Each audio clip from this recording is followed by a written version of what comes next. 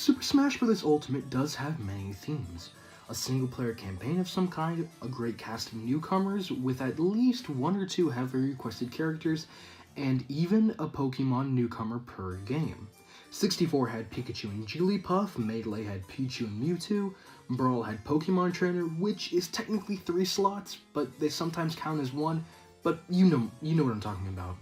Lucario was also in Brawl as well. And Smash 4 had Greninja, with Mewtwo returning as the very first DLC character. To finish off these Pokemon newcomers, Incineroar was not only the newest Pokemon rep, but was also the final newcomer for Super Smash Bros. Ultimate, as well as Leaf being a palette swap for Red in the Pokemon Trainer role, but that doesn't really count. Now, I've seen people both for and against Incineroar, and while I don't really have an opinion on him, I do think there should be a discussion on his inclusion though. So let's talk about it.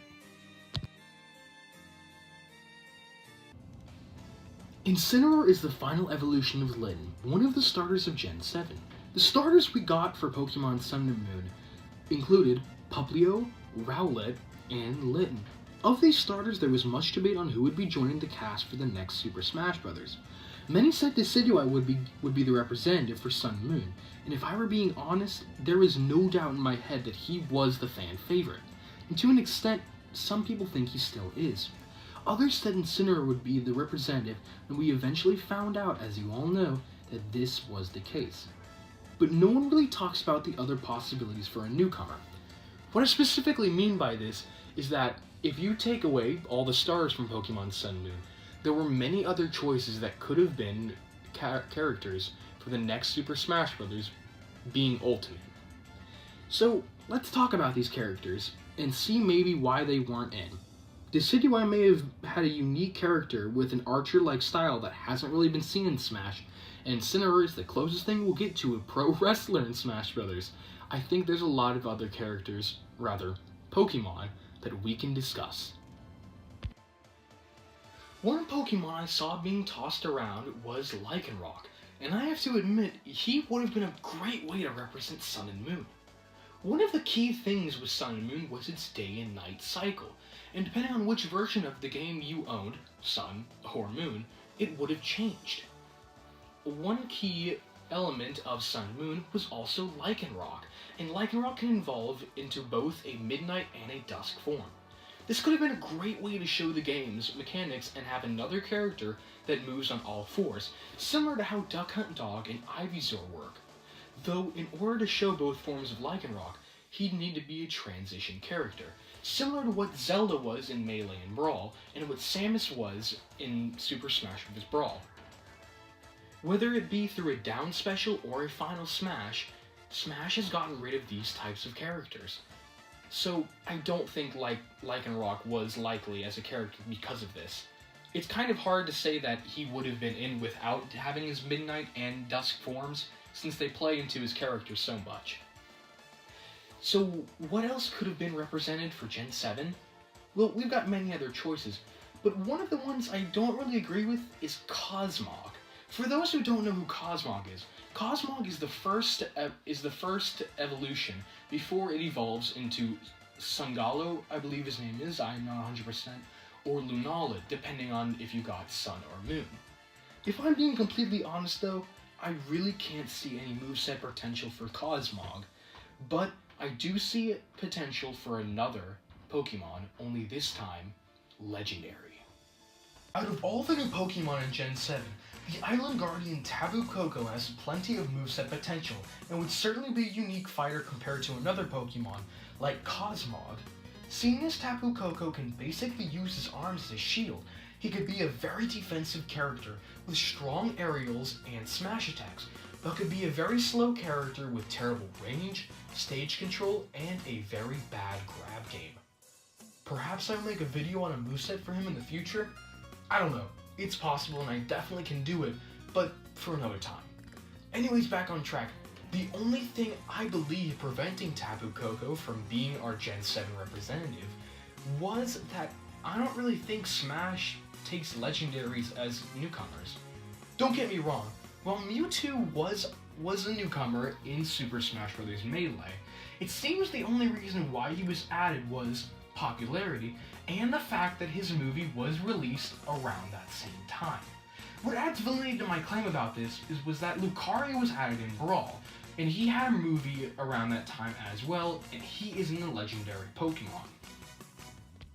Besides Decidueye, Cosmog, and Tapu Koko, I've seen a bunch of other names mentioned that I think should have been in, and ones that I think should have been left out. But out of all of these, I have found one that I think definitely should have taken the spot where Incineroar has as a newcomer, and another that, while I don't necessarily think they would work all too well in Smash, they could have represented the mechanics of it very well. Pheromosa is a bug-fighting type Pokemon, and also an Ultra Beast.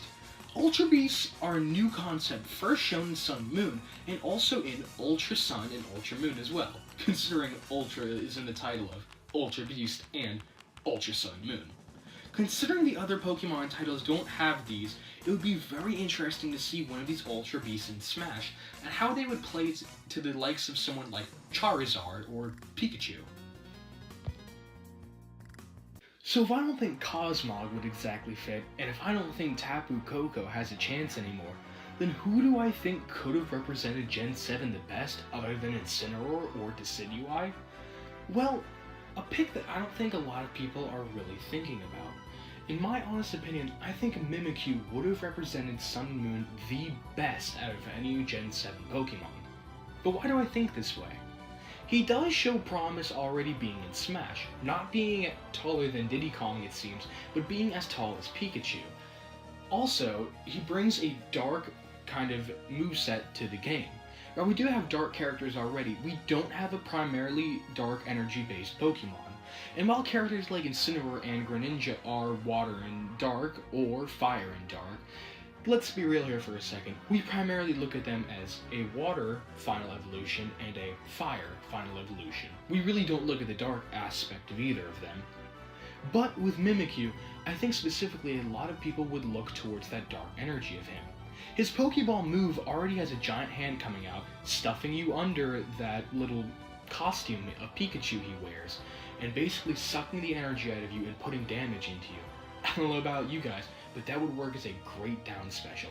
Now I don't want to go into a bunch of moveset ideas I have for him, because that can easily be crammed into another video. Like I said, I already have ideas for a Tapu Koko one. But back on track, Incineroar is a very good character, there's no doubt about it, and I don't have any bad blood against him. In fact, in my playthrough of Pokemon Sun and Moon, specifically Moon, I did choose Litten and I did evolve him into Incineroar.